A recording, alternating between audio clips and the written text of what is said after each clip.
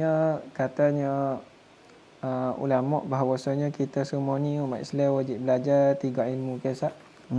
Yang pertama akidah, yang kedua fiqh, yang ketiga tasawuf. Akidah dan fiqh Ustaz terangkan dah tadi, jelas molek dah. Yang ketiga ni Ustaz, ilmu tasawuf. Soalannya kata ilmu tasawuf ni berkaitan dengan penyucian hati dia. Tapi ada hak kata ilmu tasawuf ni ilmu hak kotor. Bahkan dia kata lebih kotor daripada Aisyah lagi. Dan ilmu tasawuf ni tak tergolong dari kelompok Ahli Sunnah wal Jamaah. Kalau gitu cara sebenar hak Ahli Sunnah wal Jamaah hak Nabi buat ni gana cara penyucian hati. Dan siapakah imam dalam cara ilmu tasawuf ni Ustaz? Merujuk kepada soalan ilmu tasawuf, adakah ia termasuk di dalam ilmu yang dibangsakan kepada ilmu syariat ataupun ilmu agama kita? Adakah ilmu ini luar daripada ilmu agama, masuk dalam ilmu akademik ke, masuk dalam ilmu rekod ke, ilmu apa, ataupun ia termasuk dalam kategori ilmu diniyah, ilmu agama? Maka tasawuf ini, istilah-istilah tasawuf itu benda yang baru direka. Tidak wujud di zaman Nabi. Kerana perkataan tasawuf ini muncul pada zaman kebelakangan ini. Yakni lepas pada Nabi. Sebagaimana ilmu-ilmu lain juga, ilmu fiqh juga wujud selepas daripada tu istilah-istilah dia. Ilmu tauhid juga wujud lepas pada zaman Nabi. Ilmu nahwu juga wujud selepas zaman Nabi. Ilmu tafsir juga istilah-istilah dia wujud selepas zaman Nabi. Ilmu hadis wujud zaman Nabi. Ilmu sorah, ilmu bayan, ilmu badan, ilmu balaghah juga wujud selepas daripada Nabi.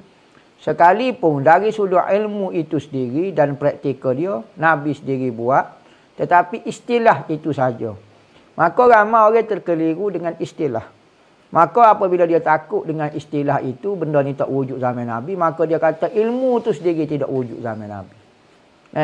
Sedangkan ilmu itu wujud zaman Nabi, cuma istilah dia sahaja yang baru dibuat oleh ulama supaya memudahkan masyarakat nak mengklasifikasikan ilmu. Ni ilmu tauhid, ni ilmu fiqh, ni ilmu tasawuf, ni ilmu balaghah, ilmu bayan, ilmu badik dan seterusnya. Maka tu sahaja.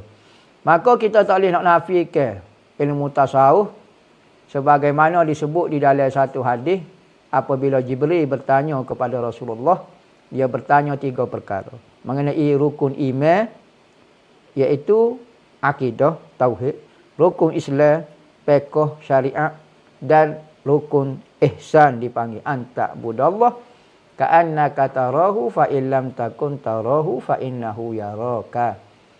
Maka ketiga-tiga ilmu ini, tauhid, fiqh dan tasawuf, yakni akhlak kita.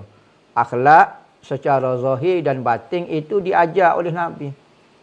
Akhlak yang mulia, belajar ikhlas, belajar tawakal, belajar memerhatikan kejadian makhluk, belajar mengingati Allah, belajar berzikir.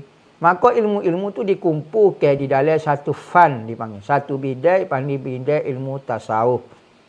Maka ilmu ni apabila hadis ni, apabila Rasulullah ditanya 3 perkara, maka selepas Jibril balik, maka Rasulullah tanya kepada Sayyidina Umar. Sayyidina Umar kata tak boleh jawab. Maka Rasulullah kata, atakum Jibril liyu'allimakum dinakum. Jibril datang nak mengajar din kamu, agama kamu. Dinakum, agama kamu. Yakni agama kamu terdiri daripada ilmu tauhid, fiqh, tasawuf. Maka daripada hadis inilah menunjukkan wajib belajar ilmu tauhid, fiqh dan tasawuf. Masalah orang tak sini menerima istilah-istilah di dalam ilmu tasawuf terpulang. Maka saya juga tak saya terima dalam istilah-istilah dalam ilmu hadis. Ikut saya nak guna istilah lain, boleh. Ilmu fiqh saya tak saya guna, boleh. Ilmu tauhid saya tak saya guna. Dalam ilmu balaghah saya tak saya guna. Majaz tak saya guna. Nak guna nama sendiri. Terpulang kepada kita. Itu hanya rekod istilah-istilah sahaja.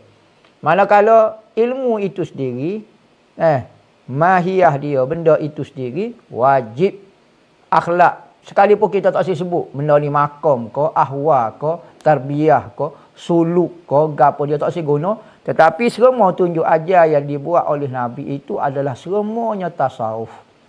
Bahkan Rasulullah 13 tahun di Mekah mengajar ilmu tauhid dan ilmu akhlak. Maka sekalipun tidak wujud lagi istilah-istilah tertentu, tetapi ilmu itu sudah wujud. Jadi kalau orang kata tasawuf ini lebih kotor daripada Aisyah, maka orang ini telah menghina pelajaran Rasulullah. Kalau yang dimaksudkan tasawuf yang dia sebut lebih kotor daripada air lokek itu adalah ilmu-ilmu akhlak yang diajar oleh Rasulullah, maka orang ini sudah jadi murtad kerana menghina ilmu Allah, ilmu Nabi Muhammad. Tetapi kalau dia kata tasawuf yang dimaksudkan, maksud dia tasawuf yang direko-reko, tasawuf istilah-istilah lagu ni. Maka orang ni kurang ajar dengan ulama-ulama yang mereka istilah-istilah di dalam ilmu tasawuf. Wajiblah orang ni meminta maaf dengan segala ulama-ulama tasawuf yang mereka istilah-istilah lagu ni. Sebagaimana ulama-ulama tauhid ada mereka istilah-istilah dia. Begitu juga ulama nahwu, ulama hadis pun mereka istilah dia. Kenapa dia hanya mencerca istilah-istilah dalam ilmu tasawuf saja? Kenapa tidak cerca dalam ilmu hadis? Kenapa tidak cerca dalam ilmu tafsir? Jadi kita berharap orang ni bertaubat, mudah-mudahan kembali ke sikap tasawuf dia. Ataupun akhlak dia. Tak sebut tasawuf tak apalah, akhlak kau apa, supaya dia bertaubat dengan Allah, minta maaf dengan segala kelancaran mulut dia. Itulah. Jadi tasawuf tu ada di zaman Nabi. Siapa dia maksud kata tasawuf, akhlak Nabi ajar tu, maka jadi kafir lah. Kalau kita hina ilmu yang diajar oleh Nabi SAW. Itu sajalah. Wallahu a'lam.